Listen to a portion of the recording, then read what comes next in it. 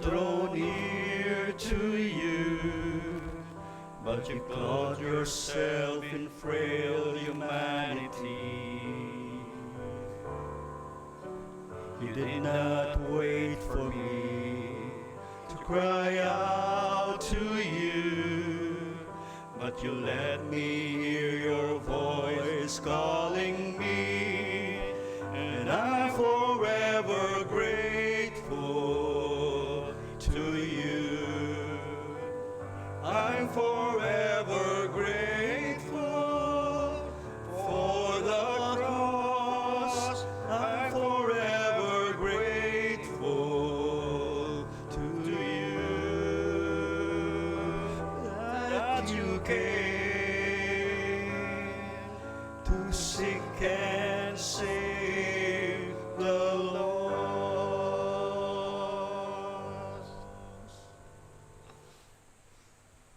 Tawag sa pagsamba. Bayang nabuhay sa pagkabuhay ni Kristo, tayo'y nagtipon bilang bayang ginamit ang linggong ito na puno ng mga ulat ng balita, social media, post, reels, at natabunan tayo ng information. Tulad ng mga alagad sa daang patungo sa Emmaus, hindi natin palaging nakikilala kapag ang isang nabuhay ay nakisabay sa atin. Pinapakita sa atin ang paraan kung saan parang walang paraan. Nagtipon tayo bilang bayang umaasang makakita ng sinag na muling pagkabuhay, nakahanda para ang ating mga puso ay mag-alab sa katotohanan ng nabuhay muling Kristo. Tulad ng mga alagad sa daang patungo sa Emmaus, binubuksan natin ang ating mga puso sa posibilidad ng buhay mula sa pagkabuhay ng Diyos ay mas malapit kaysa iniisip natin. Bayang nabuhay sa pagkabuhay ni Kristo, alam ng Diyos ang mga pasanin ating pinapasan. At tapat ang Diyos, nakatagpuin tayo kung saan tayo dahil sa mabuting balita. Nawa ay mamangha tayo sa mabuting balita ng pagkabuhay na muli sa ating pagsamba sa Diyos. Tayo po ay manalangin.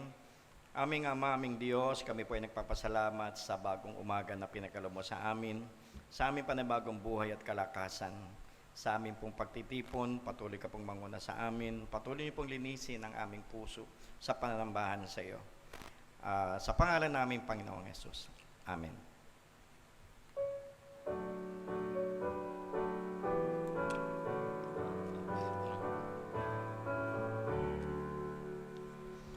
Hari ay putungan si Kristong Kordero, pakinggan ang hukbo ng anghel na nag-aawitan. Siya ang Ginoon at manunubos ko, atin siyang walhatiin, haring walang hanggan. Kristong anak ng Diyos, ating dakilain, pagliligtas niya ipahayag sa sangkatauhan. Naghirap siya sa krus nang dahil sa atin, bawat mananalig sa kanya ay kay kaligtasan.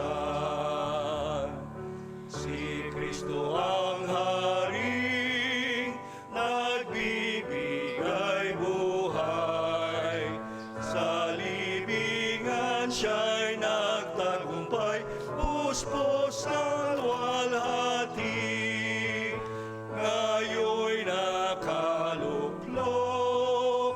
sa tronong marangal, walang hanggang tayong kasama niya.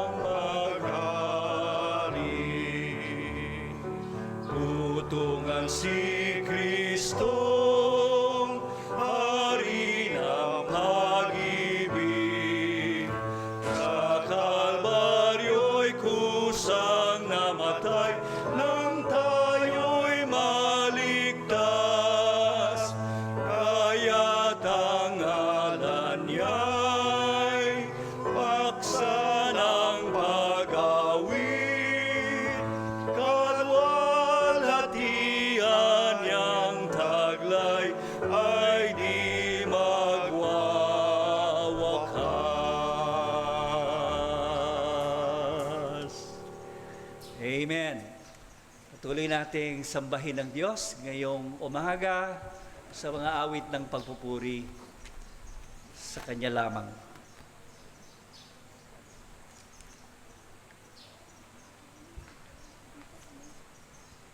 Amen. Palakpakan nga po natin ang ating Panginoon. Nagagalak po ba kayo ngayong linggo? Sabihin nyo nga po, Amen. Parang ang hina naman po. Lakasan nyo po, nagagalak po ba kayo ngayong linggo? Amen. Patuloy po nating awitan ng ating Panginoon.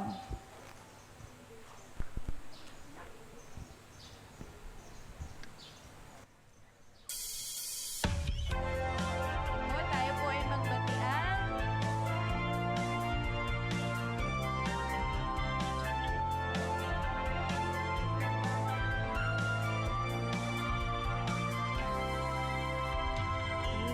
Aking mamasdan, kalawakan, hindi ko maunawaan. Ang dahilan kung bakit ako'y pinili mo tinalagaan. Di ko kayang isipin, hindi ko kayang sukatin. Ang pag-ibig mo, Jesus, iyong binigay sa akin.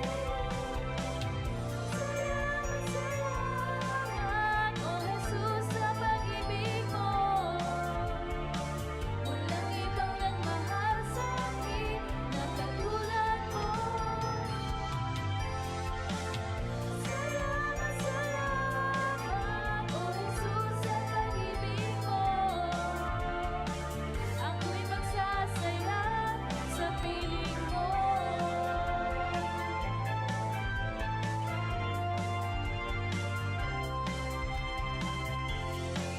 Sino man o kagimitan, ako ay may lalapitan. Ikaw ay susang aking sandigan, hindi mo ko pababayaan. Di ko kayang isipin, hindi ko kayang sukatin. Ang pag-ibig mo, Jesus, iyong binigay sa akin. Salamat, O Jesus, sa pag-ibig mo. Walang ibang nagmahal sa akin na katulad mo.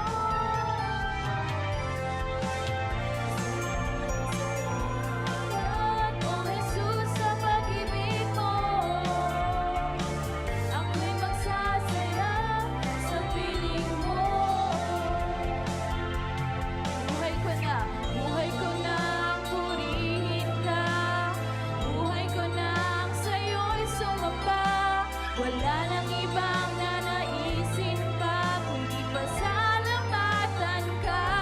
Buhay ko nang purihin ka. Buhay ko nang sa'yo'y sumamba. Wala nang ibang nanaisin pa, kundi pasalamatan pa. Buhay ko nang purihin ka. Buhay ko nang sa'yo'y sumamba. Wala nang ibang nanaisin pa, kundi pasalamatan ka. Salamat!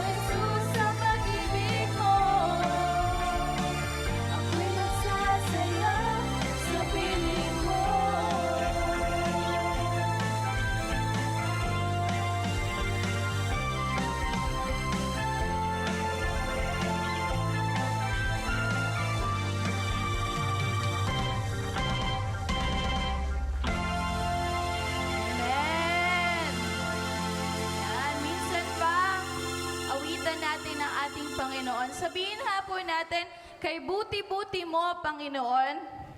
Buti-buti mo, Panginoon. Lakasan po natin, kay buti-buti mo, Panginoon. Ay buti-buti mo, Panginoon. Amen. Sa lahat po ng oras, sa bawat araw, ang ating Panginoon ay napakabuti po sa atin. Kaya nararapat lang po na ibigay po natin ang ating papuri at pasasalamat sa Kanya lamang. Patuloy po nating awitan ang ating Panginoon.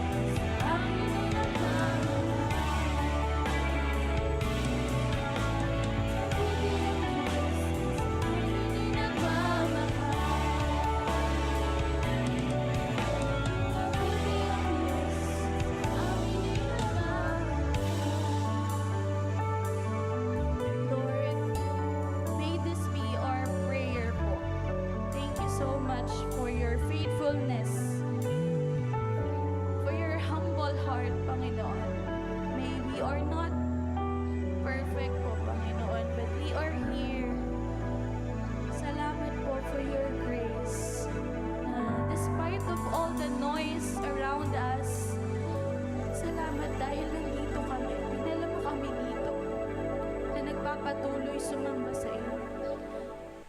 Kaya, church, kantahin ulit natin ito. Pinupuri, sinasamba kita. And let this be our prayer of gratitude sa ating Panginoon. Sige nga po. Pinupuri, sinasamba kita, dakilang Diyos at Panginoon. Tunay ngang ika'y walang katulad, tunay ngang ika'y di nagbabago. Mabuti ang Diyos na sa amin ay nagmamahal. One more. Pinupuri, sinasamba kita, dakilang Diyos at Panginoon. Tunay ngang ika'y walang katulad, tunay ngang ika'y di nagbabago. Mabuti ang Diyos na sa atin ay nagmamahal. Mabuti ang Diyos na sa amin ay nagmamahal. Mabuti ang Diyos na sa amin ay nagmamahal. To God be all the glory and praises. Amen.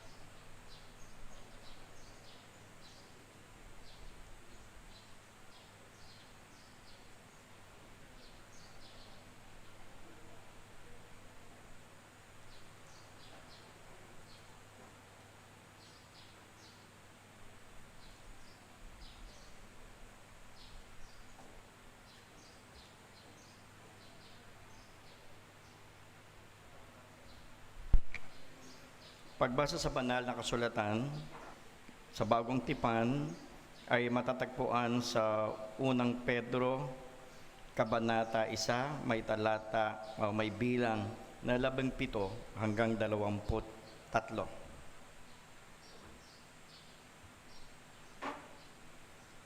Kung tinatawag ninyo na tatay ang Diyos, pag nagpe-pray kayo, mamuhay kayo ng may takot sa Kanya habang nadito po kayo sa mundo. Kasi ginajudge niya ang lahat ng tao depende sa mga ginawa nila at wala siyang pinapaboran. Alam niya kung ano ang pinangbayad para iligtas kayo sa walang kwenta ninyong buhay dati na namana nyo sa mga ancestors nyo.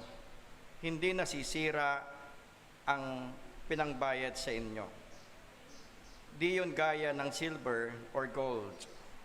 Naligtas kayo dahil sinacrifice ang napakahalagang dugo ni Christ para siyang batang tupa na malinis at walang kapansanan. Pinili na ni Christ bago pa ginawa ng Diyos ang buong mundo at ni-reveal siya sa mga huling araw na to alang-alang sa inyo. Dahil sa Kanya, nagtiwala kayo sa Diyos na bumuhay sa Kanya mula sa kamatayan at nagbigay sa Kanya ng karangalan. Kaya may faith kayo sa Diyos at sa Kanya kayo umaasa. Nilinis nyo ang mga sarili ninyo noong sumunod kayo sa katotohanan at totoong minahal ninyo ang mga kapatid. Dapat mas lumalim pa ang pagmamahal nyo sa isa't isa. Pinanganak kayo ulit, hindi dahil sa binhing namamatay, kundi dahil sa di namamatay, sa tulong ng buhay at walang kamatayan salita ng Diyos.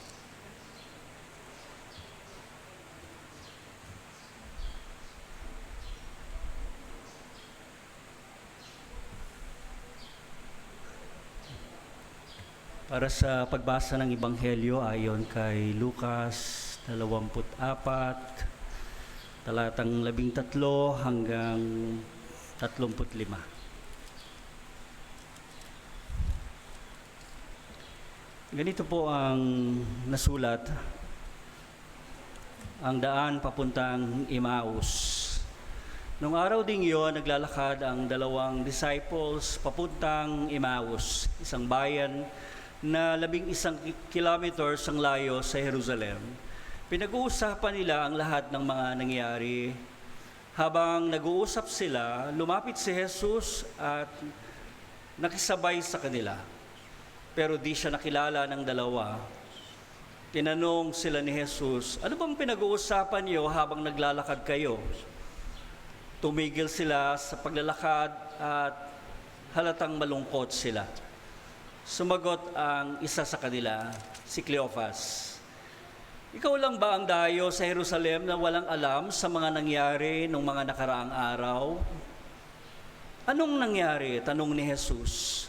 Sumagot sila, tungkol kay Jesus na taga Nazareth, isa siyang prophet na makapangyarihan sa salita at sa gawa, sa harap ng Diyos at ng mga tao.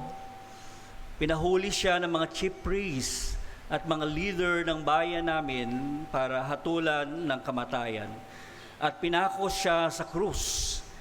Inaasahan pa naman namin na siya ang magpapalaya sa Israel. Di lang yan, pangatlong araw na ngayon, simula nung nangyari yon.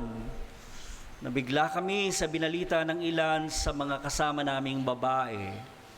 Pumunta sila sa libingan ng madaling araw, pero di nila nahanap ang katawan niya.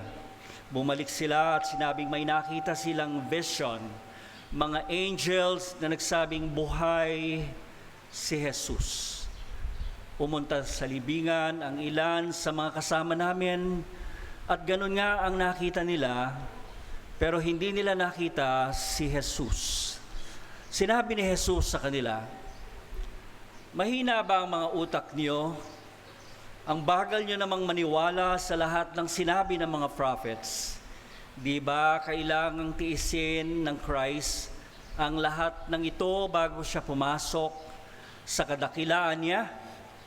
So, in-explain ni Jesus ang lahat ng sinabi sa scriptures tungkol sa kanya, simula sa mga libro ni Moises hanggang sa mga sinulat ng mga prophets. Malapit na sila sa bayan na pupuntahan nila at parang magpapatuloy pa sa paglakad si Jesus.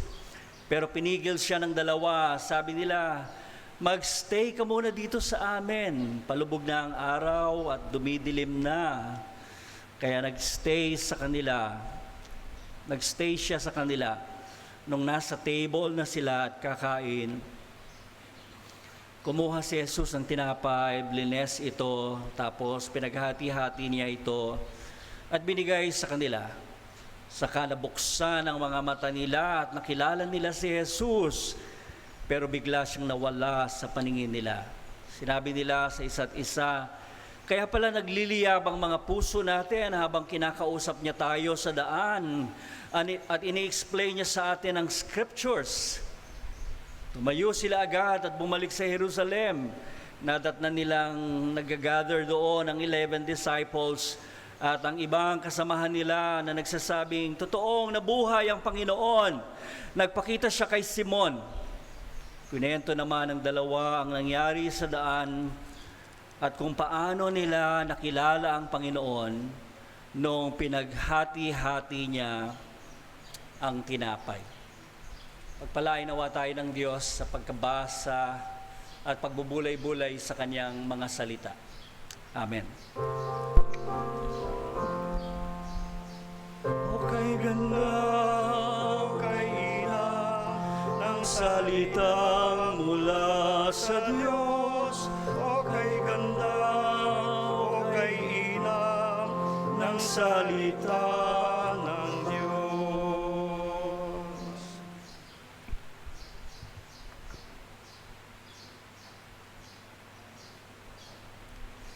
Samahan niyo po ako, tayo po ay manalangin. Nagpupuri kami sa iyo, Panginoon, sa kagandahan ng bagong araw na pinagkaloob mo sa amin. Salamat po at meron kaming panibagong pagkakataon, panahon na makipag-ugnayan sa iyo at sa isa't isa. Naway makadama kami ng pagpapalakas ng loob, pagpapatibay ng pananampalataya, at binubuhay ang aming pag-asa at pag-ibig sa gitna ng lahat ng kinakaharap namin sa aming panahon. Salamat po na kahit dumadaan kami sa maraming hamon at pagsubok ng buhay na ito, alam namin ang biyaya po niyo ay laging sapat. At nahayag ang inyong kapangyarihan kung kami mahina at kulang, sapagkat ikaw lamang ang aming kalakasan at kasapatan. Dalangin naming patuloy ang biyaya niyong nagpapagaling para kay na Alvin Panganiban, Nori Villanueva,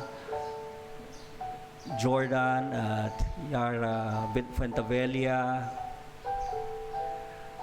Patuloy din kagalingan nila Mother Linda, Fiscal Glo, ni Ernie Leongson, kapatid na Raquel at Pastor Harvey Lucena. Dalangin namin si Nanay Vivian na ina ni Deaconess Fatima na na-stroke at nagkaroon ng blood clot sa kanyang brain. At sinusubukan ng pamamaraan ng medisina upang mawala ang clot na yon sa kanyang brain. At di na siya sumailalim pa ng operasyon. Dalangin din namin si Chari Gondra Salazar, ang matagumpay na operasyon sa kanyang ulo dahil sa aneurysm, O Diyos. Loobin po nawa ninyong maging matagumpay ang operasyong ito para sa kanya at madagdagan pa ng mga araw ang kanyang buhay na may kalakasan, kasiglahan. Patuloy na dalangin namin kay Dennis Amido ang trabahong inilalaan mo para sa kanya, Panginoon. Matagal niya na rin inaasam at hinihintay ang trabahong ito. Ipagkaloob po ninyo sa kanya at makita niya ang inyong mga kamay na nagkaloob ng pagkakataong ito. Dalangin namin ang pag-iingat niyo para kay Jackie Vargas sa kanyang pagbabalik sa Dubai, sa kanyang work doon sa Tuesday, April 21. Ingatan niyo po siya sa panahon ng kanyang paglalakbay at pananatili doon kasama ng kanyang mga office mates sa gitna pa rin ng crisis ng walang katiyakan sa kalagayan doon sa Middle East. Dalangin namin ang pangangalaga niyo sa lahat ng mga Pilipinong nagtatrabaho doon, kaligtasan din sa mga mamayan ng bansang kanilang pinagtatrabahuhan. At matapos na ang digmaang ito, O Diyos, patuloy na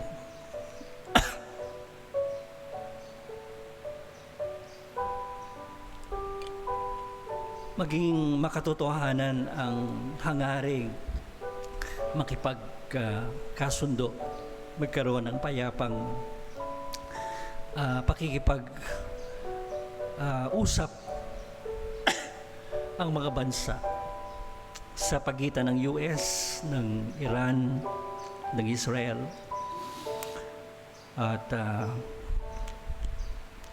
kanilang isaalang-alang ang kapakanan ng maraming mga taong nabubuhay sa lugar na yon na lubos na naapektuhan ng digmaan, mga bata, mga matatanda, mga babae at lalaki, mga ari-arian na sinasabing napakalaki ng epekto nito sa ekonomiya, hindi lamang ng mga bansang naroon, kundi maging ng Pilipinas na dependent din sa mga langis na inaangkat mula sa gitnang silangan. Bigyan po nawa ninyo ng karunungan ang aming pamahalaan para gumamit ng iba't ibang mga renewable source of energy bilang kapalit ng langis sa mga darating na panahon upang hindi kami lubusang dependent sa langis, O Diyos. At makayanan namin ang mga hamong ito sa aming panahon. Mahal pa rin ang presyo ng gasolina, ng diesel, kung kaya nga't hindi pa namin nararamdaman ang pagginhawa sa gitna ng lahat ng ito. Patuloy na bigyan mo kami ng katatagan, ng katiyagaan, ng kalakasan na humaharap kaming lahat sa hamong ito. Kasama ng aming mga pinuno mula sa aming Pangulo, Pangalawang Pangulo, mga miyembro ng kabinete, mga elected officials mula sa national hanggang sa barangay level. Gampanan nila ang kanilang mga tungkulin na handang itaya ang kanilang buhay para sa kapakanan ng bayan. Kalimutan ang kanilang mga sariling interes at isulong ang layuning pag-isahin ang aming bayan, Panginoon. Kalimutan, mag-move on mula sa nakaraan at magkaisa. Pinupuri ka namin sa misyon ng Iglesia sa Pilipinas at sa buong mundo na ihayag ang mabuting balita na nagpapabago ng kalooban, ng buhay, ng marami. Maging totoo ang aming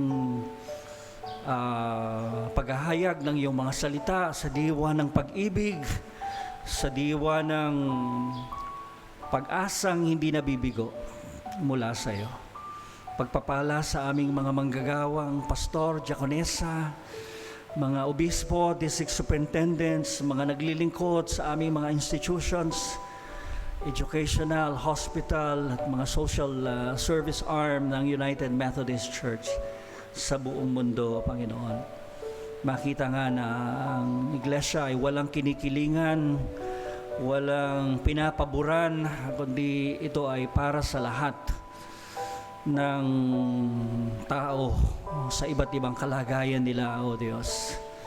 Salamat po sa pagkatawag at paghahanda, pagsasanay at patuloy na pagtatalaga ng mga manggagawa haharap sa panibagong hamon ng bagong komperensyang darating, O Diyos. Sa iyo ang lahat ng papuri namin at pagsamba sa pangalan ng aming Panginoong Jesus. Amen. Amen.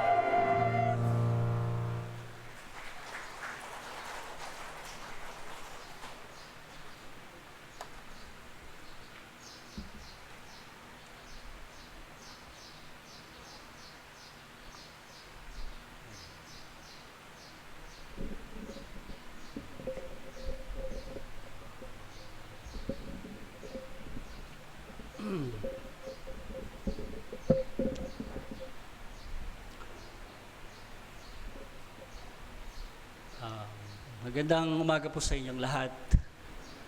Good morning. Sa panahon pa rin tayo ng pagkabuhay, pag-usapan natin yung kabiguan. Pero may pag-asa, di nabibigo. Nagmahal na ba kayo? At nabigo? Sabi nga, nagmahal at nabigo. At nasaktan. Ayan, yung karugtong nun. Siyempre, pag nagmahal ka, nabigo at nasaktan, malungkot yun. Di ba? Magmumukmuk ka sa isang tabi, magngungoy-ngoy. Ano ba yung ngoy-ngoy? Yung batang, sabing, crying incessantly, sabi sa dictionary, walang tigil.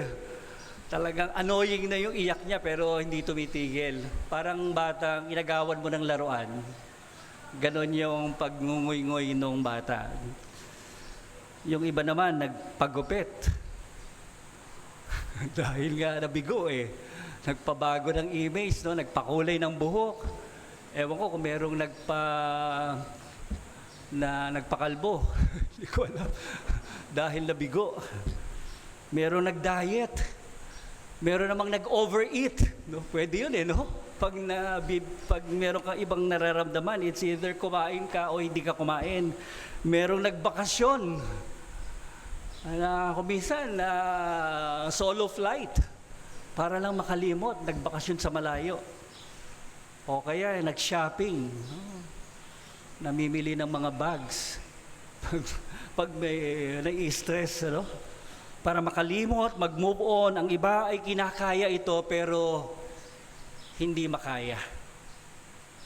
Mahirap yun, Ayon sa isang diagnostic at statistical manual of mental disorders ng American Psychiatric Association, ang batayan ng isang tao ay dumadaan sa depression ay kung ang pagiging malungkot at kawalan ng interes ay tumatagal ng hindi bababa sa 2 linggo.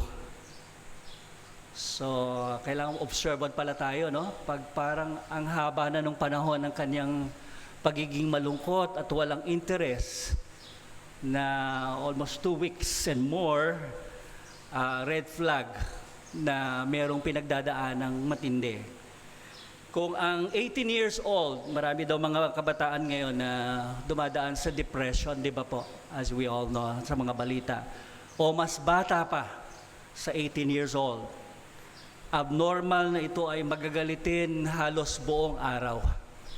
Abnormal yung ganong behavior na lagi na lang konting kibot, parang nakasinghal, nakasigaw ang kabataang ito, ang batang ito. Halos araw-araw nang hindi bababa sa 2 linggo. Ganun ang sabi ng Diagnostic at Statistical Manual of Mental Disorders ng American Psychiatric. Sabi naman ni Merriam-Webster Dictionary, depression mood disorder. This is considered to be a disorder, yung pagkakaroon ng depression. Marked especially by sadness, malungkot, syempre, inactivity, difficulty in thinking, nahihirapan ng mag-concentrate, mag-focus, a significant increase or decrease in appetite. So, obserbahan nyo kung mahinang kumakain o malakas ang kain. Pwedeng pa rin yun, At saka yung time spent in sleeping, Hindi lang yung walang tulog ang nadidepress, kundi yung tulog ng tulog. Huwag lang sanang walang gising, mas mahirap yun, kaysa walang tulog, sabi nga nila. Feelings of dejection, yung low in spirits, talagang ang bahaba ng moral ng spirits niya. Hopelessness, and sometimes itong matindi, suicidal tendencies. Siguro meron tayo mga kaibigan na alam o kakilala o kapamilya marahil they've went through this. Dumaan sila dito at napansin nating They even attempted to commit suicide. Some of them, ano? Bakit ko sinasabi ang lahat ng ito? Kasi ang mga alagad ay nabigo sa kanilang pagtitiwala, pagsunod, at pagbibigay ng kanilang buhay kay Jesus. Itong dalawang ito na nagpunta sa Emmaus, palayo sa Jerusalem. Wari bang lumalayo na sila doon sa kanilang gawain as disciples? Bakit kaya nila ginawa yon? Para makalimot? Para maggawa ng ibang bagay as a means to move on? At nag-uusap sila sa daan tungkol sa mga pangyayaring yon hanggang sa sinabayan sila ni Jesus na hindi nila nakilala. For what reason? Siguro dahil sobrang lungkot. Ewan ko, if it happened to us, no, may mga nakakasalubong taong sa kalungkutan natin, hindi natin kilala na nakasalubong na pala natin yung kamag-anak natin o kapamilya natin. Meron sinabing bahagi doon, nung tinanong sila ni Jesus, ano bang pinag-uusapan niyo? Merong very short description doon na halata sa kanilang muka na sila'y nalulungkot. Sa Pinoy version, sa dating version ay tumigil silang nalulungkot. They stood still with sad faces.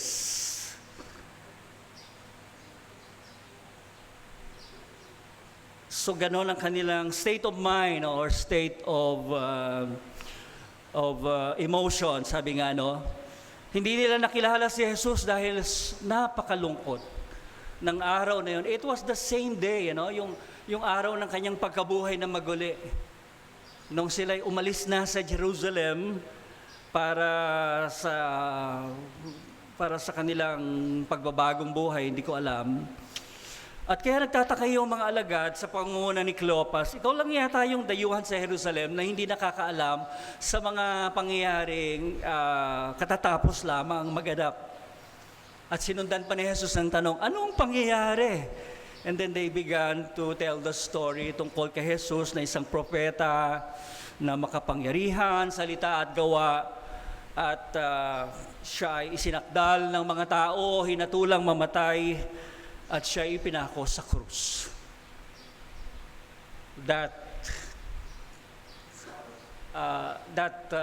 Kumbaga tragic ang kamatayan ng aming inaasahan. Kung kaya sabi nila doon sa bahagi na yun, sabi niya, siya pa naman ang inaasahan naming magpapalaya sa Israel.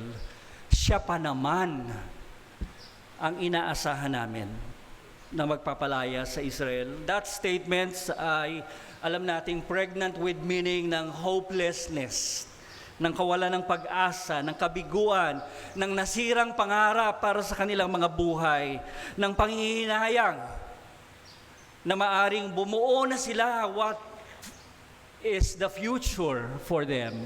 Ano ang hinaharap para sa kanilang sarili at sa kanilang bayan, pero dahil sa pangyayaring yon, parang gumuho ng lahat ng yon.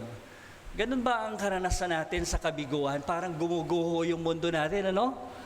O yung iba naman parang pasandaw nila ang daigdig na hindi na nila kayang mag-move forward. I remember a quotation na sinabi doon, learn from your mistakes. Matuto sa iyong mga pagkakamali. Forgive yourself. Patawarin ang iyong sarili sa mga pagkakamali. Minsan, of course, humingi tayo ng tawad sa Diyos, pero pinatawad na tayo ng lahat. Tayo na lang hindi makapagpatawad sa sarili natin. And then finally, move on. No, learn from mistakes, forgive yourself, and then move on. Moving on. When something is gone, that is gone. No? Wala na yun. Tapos na yung panahon, hindi mo na maibabalik yun. Then, we must move on, sabi nga natin, ano? Pero hindi madali yun, Pastor.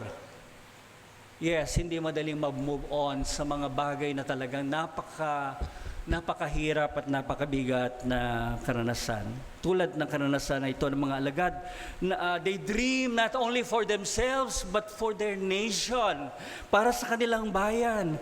But even maybe because for the religion, for the faith na kanilang nasumpungan sa buhay at ministeryo ni Jesus. Ngunit sa pangyayaring namatay ang inaasahang magpapalaya, naglaho ang mga pangarap. Nasiraan ang loob, nawala ng pag-asa, nabigo. Kung minsan, hindi madaling kalimutan ang mga kabiguan sa buhay. May mga taong hindi kinakaya ito, bumibitaw. Sabi nga, umaayaw, bumibigay, sumusuko. I remember I encountered this quotation ang sabi, our memories are not short when it comes to our failures. Ang ating mga alaala daw ay hindi maiksi kapag dumating na sa mga kabiguan ng buhay. Ang tagal-tagal na nung kabiguan yon, and yet that continue to haunt us. At hinahadlangan tayong magpatuloy at lumago. At karugtong panon, memories of this kind, pag ganito daw ang alaala nating hindi madaling makalimot sa kabiguan, memories of this kind burn us rather than build us. Sinusunog daw po tayo nito kaysa binubuo. Kaya hindi makamove on eh. Nakamove on na yung kaaway mo. Ikaw hindi pa. O yun, yung hindi mo nakasundo, nakamove on na, ikaw hindi pa. Ayon sa isang komentaryo, ang dalawang alagad na ito patungong sa Imaus, ito raw ay pag-iwas, paglayo sa karanasan ng kabiguan, kawalang pag-asa, kahinaan ng loob at kalungkutan. Lumalayo sa pangyayari kung saan naranasan ang kabiguan. Believing that they can start anew to another place. At nung mensahe ng mga talatang ito, well, I think ito mga mensahe sa atin ng binasa natin. Una, lumalapit ang Panginoon kung tayo ay may kabiguan at nawalan ng pag-asa. Just like what happened in the story, di ba? Naglalakad sila, nakisabay si Jesus sa kanila. Pero hindi nila nakilala. No, lumapit si Jesus. Nakisabay sa dalawang ito. At sinabi nila yung kwento na kahit daw yung mga kababaihan ay nakakita ng vision ng mga anghel na sinasabing nabuhay siya muli dahil nagpunta sila sa libingan, pero hindi nila pinapaniwalaan ang sinasabi ng mga kababaihang ito kasi ito ay ano ba yung description na sinabi? Kahibangan. That's foolishness. Ganong kababa ang tingin sa mga babae nagbabalitang nabuhay si Jesus. May pag-aalinlangan ng mga alagad sa ibinalita ng mga kababaihan. Hindi nila mapaniwalaan ang balitang ito na nakakita ng mga anghel at nagsasabing si Jesus ay nabuhay na muli. Siguro, totoo ito, no? Walang kamanghamanghang balita. However amazing the news is, kabukanong balitang nabuhay na muli. O nagbagong buhay si Pedro. O si Juan, whoever the Juan or Pedro na alam nating sukdulan ng kasamaan, pero nagbagong buhay. They have changed. Nagbago sila. At hindi natin mapaniwalaan yon kasi ayaw nating maniwala. It's simply because we do not want to believe. We want to see. We want to taste. Gusto nating makita, gusto nating matikman ang sinasabi nilang nakita nila at pagbabagong buhay na mayroon sila. Tayo man ng mga tagasunod ni Jesus ay sinusubok din sa maraming pangyayari sa buhay noon, ngayon, at sa darating. Di ba sabi ko last Sunday, yung pananampalatayang meron tayo sinusubok, di ba po? So as we continually live our lives here, dadaan tayo sa maraming pagsubok. na nagbibigay sa atin ng kalungkutan, kawalan ng pag-asa, kahinaan ng loob, ng takot, ng pag-aalala, ng pag-aalinlangan, tinutokso tayong sumuko na lang, umayaw, talikuran ng pananampalataya. What's the use of your faith?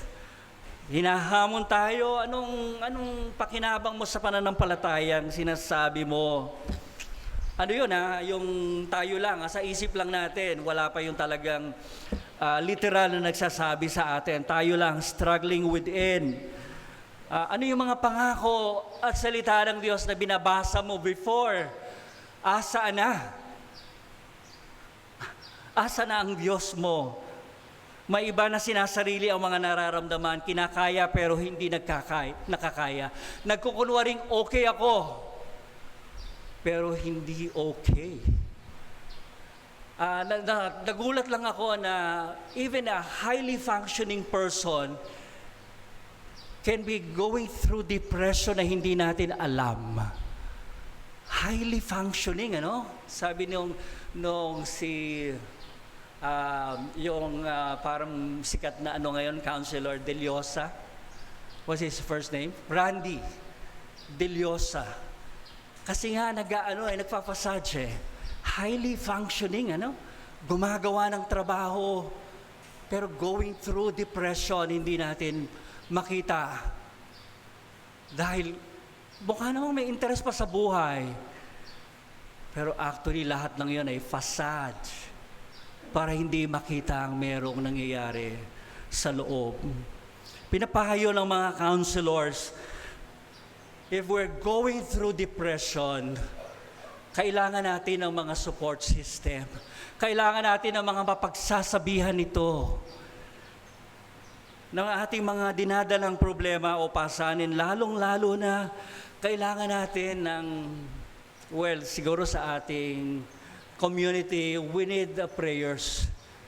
Sinasabi natin yon, kailangan natin yung mga prayer support ng mga taong malapit sa atin na pag tinawagan mo, parang prayer partners or warriors na alam mong hindi ka chichismis. Pag sinabi mo yung pinagdadaanan mo, they will only pray for you. At hindi nila sasabihin kanino man na ito ang pinagdadaanan niya pag pray natin. Minsan in this guise of prayer, yung chismis Sabi nila, wag naman sana mangyari yon sa ating mga prayer meeting or care group, in this guise of marites, ipag-pray natin, pero actually, we are sharing something very, very, very personal and confidential na sa atin lang sinabi. Broken, almost broken ang taong ito.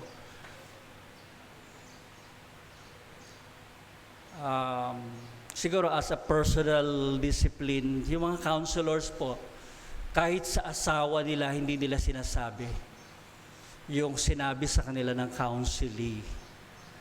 So, I have embraced that principle. Ano man ang sabihin nyo sa akin at sabihin nyo sa akin, Pastor, sa iyo ko lang sinasabi to. Hindi ko sasabihin sa asawa ko. I assure you. Pag sinabi niyong sa'yo lang, kahit sa iyong prayer group, care group, di mo sasabihin yon. Kasi sa'yo lang sinabi. Sabi ni Viktor Alfred, God can do wonders with a broken spirit.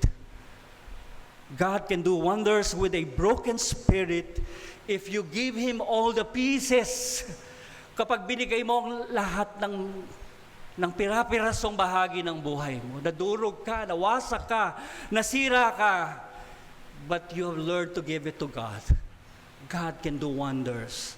Sabi ko noon, God can do something new out of the old. Tulad ng mga alagad na ito, sinabi nila kay Jesus ang kanilang mga nabigong pangarap. And then Jesus began to tell the story about the Messiah, kung bakit siya namatay, kung bakit siya pinahirapan From the scriptures, pinaliwanag niya from Moses to the prophets. At unti-unti parang nabubuksan ang kanilang mga mata. Nakilala nila si Jesus sa pakikinig sa kanyang paliwanag, sa kanyang mga salita, at nasabi nila sa isa't isa, kaya pala nag-uumapaw ang ating pakiramdam. Words are now coming alive. Nagrema, sabi nga nila, yung mga nagbabasa daw ng scripture, na binabasa nila parang it is coming alive for you. Hindi mo lang siya binabasa para head knowledge, but it's coming alive in you. Parang ganon yung salita na sinasabi ni Jesus. Nag-uumapaw ang kanilang pakiramdam habang sila'y kinakausap at pinapaliwanag ang mga kasulatan. Naramdaman sila ang pagbukal o pagdaloy muli. Naramdaman nila ang pagbukal at pagdaloy muli ng pag-asa sa mga salita ni Jesus na sinasabi. Lumakas ang kanilang loob, nakita nila ang liwanag at pag-asa. Only in the words. Hindi pa nila lubusang nakikilala si Jesus. Pero ang kanyang mga salita ay punong-puno na ng hope and light along the way. Napawi ang kanilang kalungkutan. Lumakas ang kanilang loob. Ganito rin ba ang nagagawa ng mga salita ng Diyos sa ating mga buhay? As we read scriptures, binubuhay ba nito ang pag-asa natin? Lumalakas ba tayo kahit di tayo busog physically, pero nabusog ka ng salita ng Diyos? Secondly, kapag ipinagkatiwala natin kay Jesus ang ating alinlangan, doubts, we have worries, alalahanin, bibigyan tayo ng katiyakan, ng pag-asa at ng lakas. Nung malapit na raw sila doon sa kanilang pupuntahan at si Jesus ay para magpapatuloy pa, in-invite nila si Jesus na dumito ka na lang, magstay ka na lang dito at malapit ng gumabi. Si Jesus naman, very accommodating. Tumuloy siya sa bahay nila at nagpalipas siya ng gabi doon. Sumama si Jesus at hindi lamang yon, nagsalo-salo sila, nag-coffee break, kumain sila. At the usual, kakain sila ng tinapay. Ginawa ni Jesus yung dumampot siya ng tinapay, pinagpasalamat sa Diyos ang tinapay, at binigay sa kanyang mga alagad. It's just like having a meal with Jesus before. Nung nagsasalo-salo sila. At nakita nila yung mga karaniwang ginagawa at sinasabi ni Jesus. And what happened when He did that? Sabi sa verse 31, noon nabuksan ang kanilang mga mata fully. Nakilala nila si Jesus, ngunit biglang nawala sa kanilang paningin. They have known Him in the breaking of the bread, in the fellowship, sa pagsasalo-salo. And I think that is very intimate time with the Lord. Hindi lamang nag-uusap, kumakain kayo. Isa sa mga napaka-intimate na panahon sa buhay ng mga pamilya ay kumakain ng sabay-sabay. Pero yung culture na yun, kuminsan parang hindi na natin ganong napapahalagahan, Pero alam nyo, that can be the most intimate kung wala mo ng mga issues. Kung hindi yung kamustahan lang, ganyan. Hindi mo na ang mga sermon, tsaka na yung sermon pagkatapos kumain, kasi baka hindi makakain pag inumpisahan natin sa sermon. Nabuksan ang kanilang mga mata, narinig nila ang mga salitang nagpapasalamat sa kabutihan ng Diyos. Kung anyayahan natin ang Panginoon na makisalo sa atin, if we invite Jesus to come and dine and eat with us, kumain kasalo natin, our simple meal can become a very special meal. Siguro yun ang dahilan kung bakit tayo nagpe-pray. We invite the presence of the Lord in our meal. Pero kuminsan parang yung mechanical, makapanalangin na lang, may masabi na lang. Pero that is an invitation to Jesus to join us in our meal. At sa pamamagitan nun, nabubuksan tayo sa Kaniyang presensya, nakikilala natin na napapahawi ang ating mga alalahanin, ang ating mga alinlangan, pinapalakas ang ating loob. Binibigyan tayo ng katiyakan, assurance that I am with me, I am the Emmanuel. At ang mga salita at presensya ng Panginoon ay naroon sa kalagitnaan natin. And finally, kapag inaanyayahan natin, number 3, kapag inaanyayahan natin si Jesus na makisalo sa atin, na pagtatagumpayan natin ng may pag-asa, nating may pag-asa at tiwala ang mga pagsubok ng buhay natin. Sa buhay na mayroon tayong hinaharap ngayon, siguro wala namang exempted dyan. Sabi ko nga last time, kahit yung mayaman ngayon ay binabudget na ang kanilang kayamanan. At hindi lamang yon, lahat tayo dumadaan sa mga pasanin at kalungkutan. Maharap o hindi, kalungkutan na hindi mo maharap at hindi mo alam ang gagawin upang pagtagumpayan.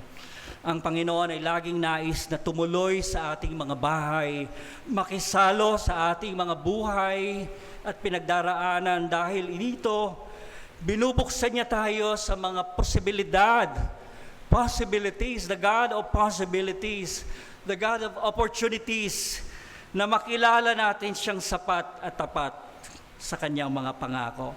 Sabi ni Maud Royden, when we are left with nothing, I think I've shared this quotation before, when we are left with nothing but God, ang Diyos na lang ang kasama mo, wala na eh. Nag-iisa ka na sa buhay kasi umalis na sila, siguro may pamilya na o whatever. Then for the first time, we discover that God is enough. Pag nasumpungan natin ang sarili nating, tayo na lang. We are left with nothing but God. Then for the first time, we discovered that God is enough. At sa panahon na tayo'y nakikipagniig, nakikipag-usap, nag-aalab ang ating mga puso, nabubuhay ang ating pag-asa, tiwala sa Kanya. Dahil pinapatunayan niya na kahit hindi natin siya nakikita, kasama natin siya. Dahil siya'y nabuhay na muli, nagkakaroon tayo ng lakas ng loob na magpatuloy, moving on, moving forward. At hindi lang yon, nasabihin natin sa iba yung naranasan natin. Talagang no shame, no apology. Wala na tayong ikakahiya. At wala tayong kailangang hingi ng apology na nangyari sa buhay natin yon, kanino man. It's because the Lord has accepted us, who we are. Pinatawad tayo, niligtas, pinalaya, pinagtagumpay sa mga kalungkutan at kabiguang ito ng buhay. Maging ng mga alinlangan that we continually struggle with, alalahanin at takot. At kuminsan meron pang mga nagbabanta sa buhay. Mga karamdaman o kahirapan na hindi natin alam kung bakit dumating pa sa atin. Praise be to God, naharap natin ang lahat ng ito. Why? Because sinamahan tayo ng Panginoong Jesus. Nawa ay lumapit ang Panginoon sa atin kung tayo may kabiguan. God is near to the brokenhearted. God is near to the brokenhearted. Ipagkatiwala natin sa Kanya ang lahat ng ating mga alinlangan, alalahanin, because He cares for us. Lagi siyang nagmamalasakit at bibigyan tayo ng assurance, ng living hope, ng lakas na nagmumula sa Kanya at di natin kaya.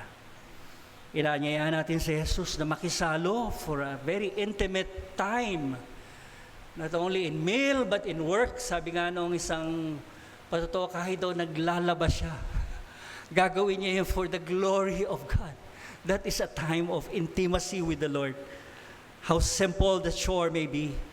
At ang lahat ng ito ay magbibigay ng tagumpay at pag-asa sa gitna ng ating mga pagsubok sa buhay. Amen. Amen.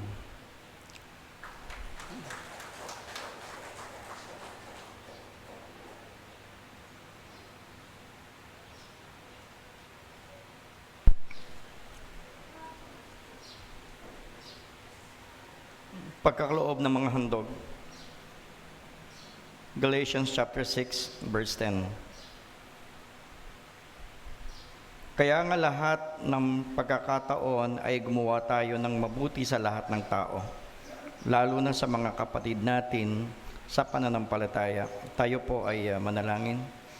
Salamat sa iyo, aming Diyos, aming Ama, sa mga pagpapala mo na pinagkakaloob sa amin.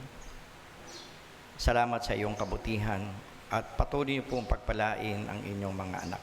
Binabalik po namin ang bahagi ng pagpapala na iyong binigay sa amin. Muli, salamat sa iyo sa pangalan ng aming Panginoong Jesus. Amen. Kaya tawagan po ang mga tagalikom.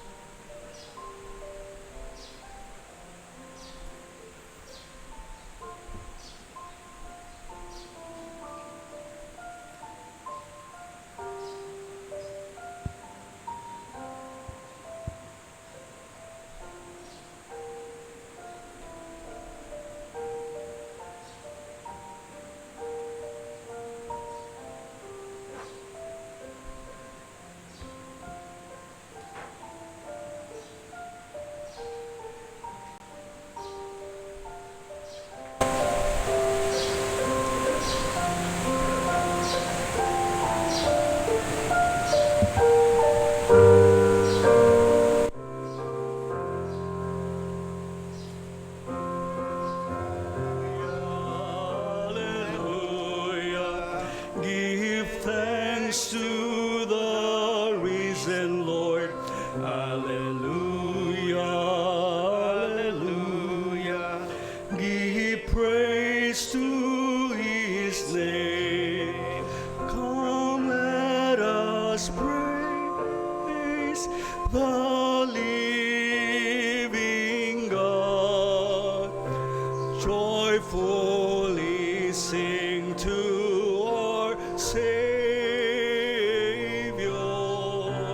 Hallelujah, hallelujah. Give thanks to the risen Lord. Hallelujah, hallelujah. Give praise to his name.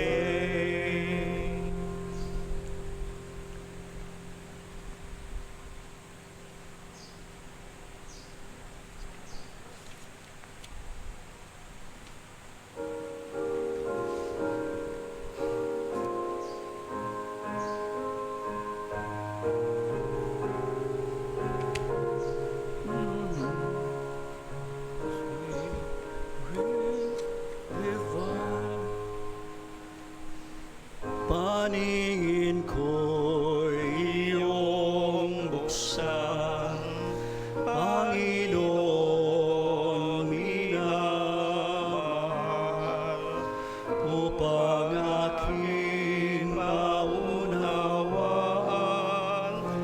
ang kalooban mong banal. Naririto ako, Diyos, nakalaan na maglingkod. Paningin ko'y iyong buksan, diwang banal.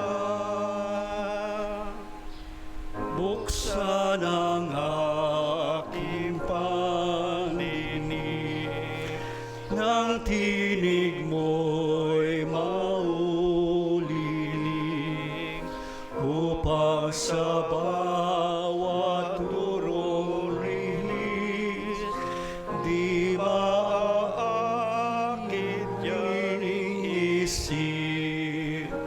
Naririto ako, Diyos, nakalaan na maglingkod. Pandinig ko'y iyong buksan, diwang banal.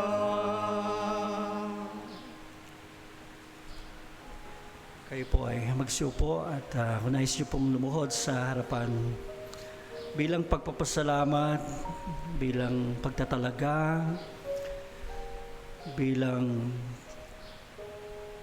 pagtitiwala sa isang bagay na hindi nyo kayang harapin, pero alam nyo sa Diyos maharap nyo sa lakas at biyayang kaloob niya. Panginoon, salamat po sa pagsama po ninyo, pakikisabay po ninyo, pakikilakbay po ninyo sa buhay namin ito. Dahil kung wala kayo, gumuho ng lahat ang aming mga pangarap, ang aming pag-asa. Nasiraan na kami ng loob, natalo na kami ng mga kalungkutan, kabiguan sa buhay. Ngunit salamat sa mga panahong yon, nilapitan mo kami, sinamahan mo kami, sinabayan mo kami. Nagpakilala ka sa amin, sinaluhan mo kami sa pinagdadaanan namin. Kung kaya't eto kami ngayon, nagpapatuloy sa iyong biyaya at lakas, sa iyong presensya. Alam namin hindi kami iiwanan kailanman. Panginoon, salamat sa kaarawan ni Ate Raquel Lucena. Ikaw pa rin ang kaniyang kalakasan magpahanggang ngayon. Ganon din ni Roy Gilmer Rodriguez, ni Ronnie Barde na meron ding karamdaman. Dalangin namin ang patuloy niyang kalakasan din sa pagdiriwang ng kaarawan. Salamat din sa darating na kaarawan ni April Mercado. Salamat sa mga bagong binuksan niyong mga opportunities sa kanilang buhay, pamilya, at sa anumang mga ministries at anumang business na binuksan po ninyo para sa kanila. At ang lahat ng ito itinatalaga nila para sa iyong gawain. Patuloy na pagpapasalamat sa anibersaryo nila Pastor Harvey at Raquel Lucena sa April 21, ni Alvin at Elma Panganiban sa 25. Pagtibayin mo ang pagsasama ng mag-asawa, ano man ang pinagdadaanan. Ikaw ang Diyos na nagbuklod, nagbigkis ng kanilang buhay, at walang bagay na makapaghihiwalay sa kanila maliban sa kamatayan. Pakatatagin mo sila sa gitna man ng mga crisis o kung meron man, sa gitna man ng mga challenges na hinaharap ng buhay pamilya o ng mga nakatapos ng responsibilidad, ngunit para sa kanilang mga sarili, para sa kanilang mag-asawang pagtibayin ang pagsasama. Panginoon, purihin ka sa mga ministeryo ng iglesyang gagawin sa panlinggong ito, ang BCS dito sa church at doon sa Hapay na Mangga. Pagpalain po ninyo ang mga teachers na nag-volunteers, ang mga batang dadalo, maging isang opportunity ito para maipadama namin sa mga bata na sila'y kapamilya ng Diyos. Ngayon pa lang na sila'y mga bata pa hanggang sa kanilang pagtatanda. Napakagandang opportunity ito para tayo ay makapagbahagi ng ating mga kaalaman. Ginawa natin ngayong araw na ito na dental awareness. sa gawain ng health and welfare ng Taytay United Methodist Church. Ang layunin nito ay maimulat ang mga bata, hindi lamang sa salita ng Diyos at pahalagahan ang katawan binigay ng Diyos sa atin. Through this ay nagiging kasangkapan tayo para pahalagahan nila yung kanilang mga sarili. 17th Annual General Assembly ng WSCS. Napakagandang opportunity ito para tayo ay makapagbahagi ng ating mga kaalaman. Ginawa natin ngayong araw na ito na dental awareness. Sa gawain ng health and welfare ng Taytay United Methodist Church, ang layunin nito ay maimulat ang mga bata, hindi lamang sa salita ng Diyos at pahalagahan ang katawan binigay ng Diyos sa atin. Through this ay nagiging kasangkapan tayo para pahalagahan nila yung kanilang mga sarili at ang kanilang ngipin. At sa patuloy nating pag-abot sa kanila ay may bahagi na rin natin, higit sa lahat, ang kahalagahan ng kanilang buhay na sila ay minamahal ng Diyos. Ang ngiting malusog ay nagpapakita ng gantimpala mula sa ating Diyos. Ito ay magbibigay kahalagahan sa bawat isa, mula sa bata, mula sa mga matatanda, kung paano natin pinahalagahan ang mga biyayang mula sa ating Diyos, sa ating katawan bilang isang templo ng ating Panginoon. Kaya ipagpatuloy natin ang gawain ito as a church, hindi lamang dito sa Hapay na Mangga o saan man tayo magkaroon ng pagkakataon, maging kasangkapan tayo para ang community, ang society at ang bansa ay makaranas ng nagbabagong pagmamahal at pagtulong ng Diyos sa kanilang buhay sa pamamagitan ng iglesia.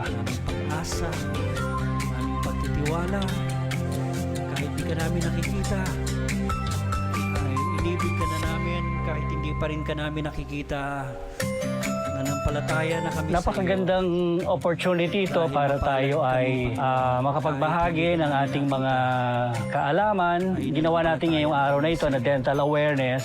Sa gawain ng health and welfare ng Taytay United Methodist Church, ang layunin nito ay maimulat ang mga bata, hindi lamang sa salita ng Diyos at pahalagahan ang katawan binigay ng Diyos sa atin. Through this ay nagiging kasangkapan tayo para pahalagahan nila yung kanilang mga sarili at ang kanilang ngipin.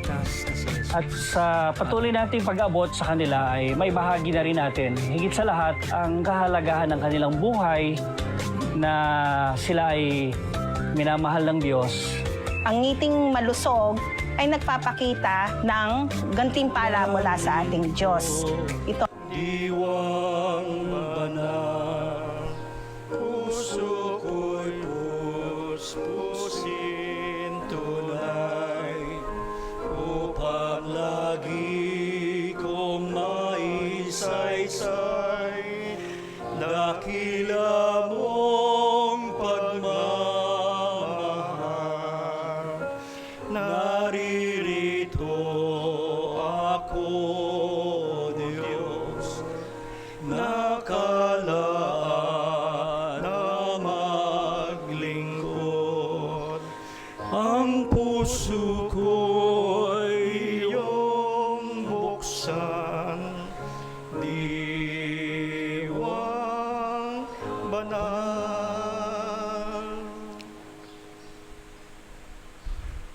ang pagpapala nawa ng Diyos, Amang sumasalangit, ang pag-ibig at pagliligtas ni Kristo na ating Panginoon, ang mananatiling presensya, pagkasi, pananahan at patnubay ng banal na Espiritu sa ating lahat mula ngayon at magpakailanman.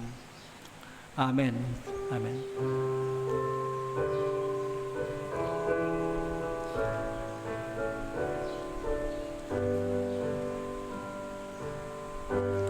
Dahil tunay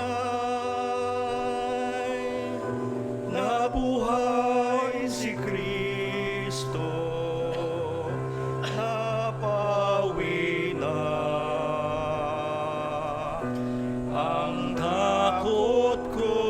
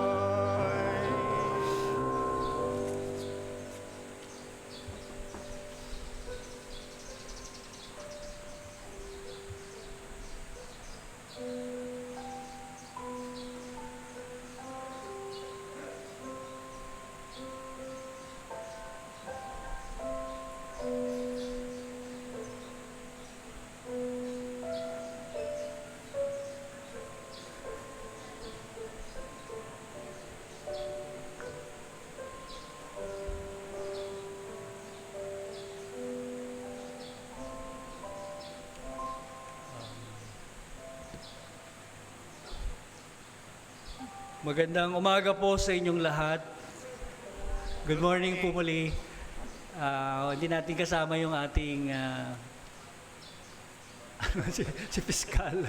Si Piskal yung ating taga-welcome. Welcome tayo ni Kuya Dennis. Ano yung...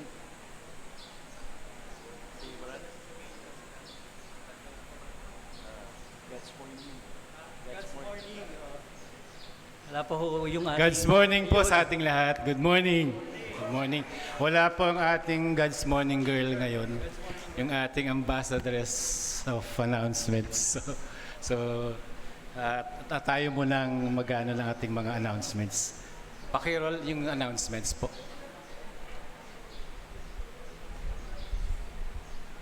Mga announcements, dito na lang.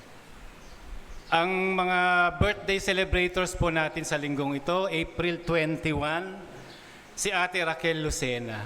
Po, wala po yata siyang... si kapatid na Roy Gilmer Rodriguez at si kapatid na Ronnie Barde. Sa April 22 naman, ang celebrator ay si Ate April Grace Gonzaga Mercado. Happy anniversary po kay Pastor Harvey and Raquel Lucena. Sa-celebrate nila sa April 21. At sa April 25 naman po ang kapatid na Alvin and Sister Elma Panganiban. Happy anniversary po. Then sa mga gawain na mangyayari ngayong linggo, April 20 to 24 po, yung ating VCS 2026. Naiwan yata yung ating mga slides. Ayan po, yung Vacation Church School po, dalawa po ang venue natin. Dito po sa Big Chapel, ang teachers ay sina Ate Lenny. Ate Lenny and Lorelli. Tama ba? Ate no, at sino po? Sino po? Ito po si Ate Eden na lang po mag-a-announce.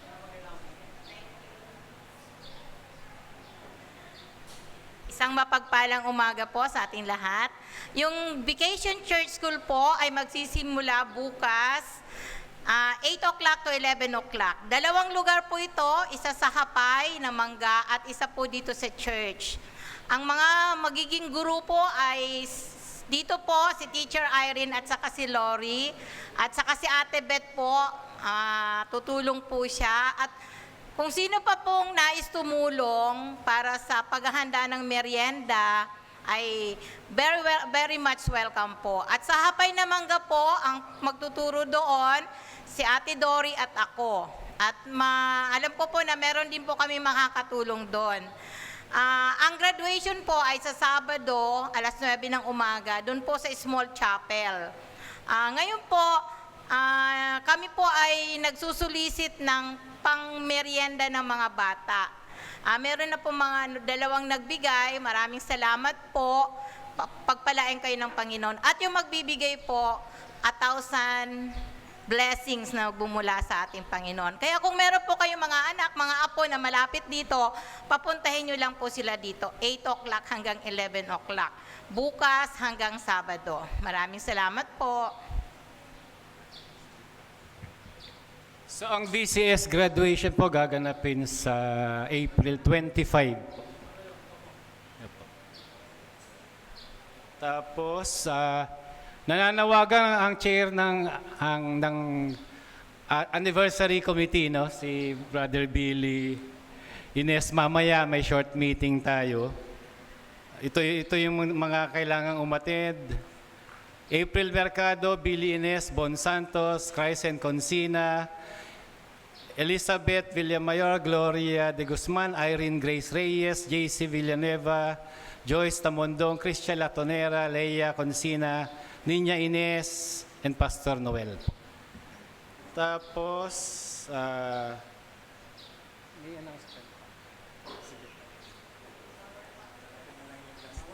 balik po natin sa announcement ng Balik Eskwela po. Nananawagan po kami sa kapatiran ng ating simbahan na muli po nating suportahan ang Balik Eskwela School Supplies Drive na ating ipapamahagi sa mga Sunday Schoolers, sa mga kabataan, batang umaatin po sa ating mission sa Creek at sa Hapay na Mangga. Ito po ay nahati sa 4 na bahagi. Yung green po ay pre-kindergarten, yellow is the primary, the blue is the intermediate, and red is the secondary po. So, ito po ay nagkakahalaga ng bawat isa ng 250. Ito po ay sa pamagitan ng isang donorship. Pero maaari rin po kayo magbigay ng any amount of money at pagsasama-samahin po natin upang po tayo ay makabuo ng mga kits ng school supplies para sa ating Balik Eskwela program.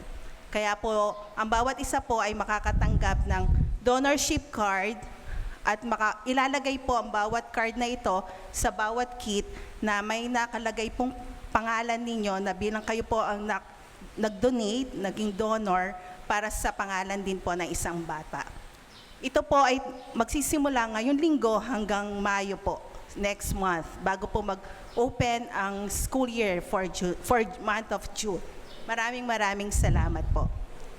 At isa pa po, ay muli po kaming nagpapasalamat in behalf of the outreach, the Health and Welfare Committee, in collaboration of Christian Education, Mission and Evangelism, na isa katuparan po natin, naging matagumpay po ang ating activity Ngiting Alay kay Kristo na ginanap po sa Hapay na Mangga. Maraming salamat po, all praises to God, at ito po ay sama-sama nating panoorin ang video clip na ginawa po ng ating communications team. Maraming salamat po.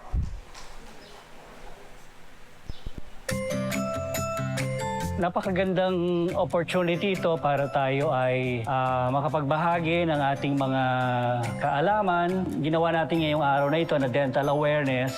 Sa gawain ng Health and Welfare ng Taytay United Methodist Church, ang layunin nito ay maimulat ang mga bata, hindi lamang sa salita ng Diyos at pahalagahan ang katawan binigay ng Diyos sa atin. At through this ay nagiging kasangkapan tayo para pahalagahan nila yung kanilang mga sarili at ang kanilang ngipin.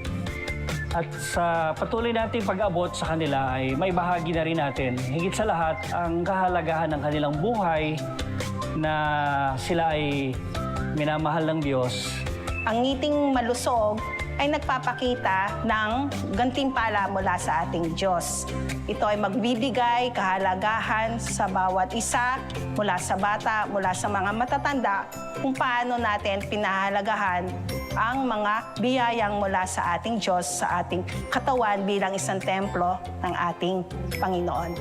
Kaya ipagpatuloy natin ang gawain ito as a church, hindi lamang dito sa Hapay na Mangga o saan man tayo magkaroon ng pagkakataon, maging kasangkapan tayo para ang community, ang society at ang bansa ay makaranas ng nagbabagong pagmamahal at pagtulong ng Diyos sa kanilang buhay sa pamamagitan ng Iglesia.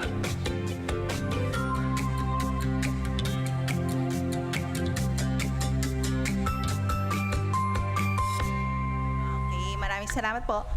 Isa pa po, ang Galaw para kay Kristo ay maipopostpone po ngayong Sabado, pero ito po ay pagpapatuloy sa unang Sabado ng Mayo at sa huling Sabado ng Mayo po. Salamat po.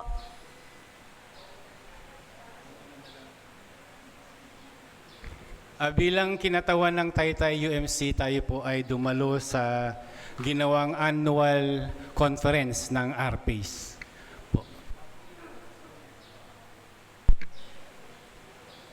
Ito po ay ginanap noong April 14, 15, and 16 sa Estancia de Lorenzo, San Mateo, Rizal, na kung saan ang nag-host po ay ang San Mateo United Methodist Church. Ito po yung mga kasama nating dumalo doon. Nandun po si kapatid na JC, kapatid na Abet Sembrados, si Doc Sally po, tayo at si Pastor Noel. Sa second day po kasama natin si Ate Winnie doon. Ang ating delegates po, si Pastor po as our clergy delegate, although hindi siya kasama sa voting delegate dahil siya po ay hiniram natin sa QC PACE. At ako po ang alternate na dumalo doon. Then si Brother JC Villanueva po ay kasama rin sa RPACE Communications Team. Yan po ang participation ng Taytay UMC. As recommended po ng DCOM, yung District Committee on Ordained Ministry, si kapatid na Albert Sembrano po ay Certified Candidate to the Ministry first year po.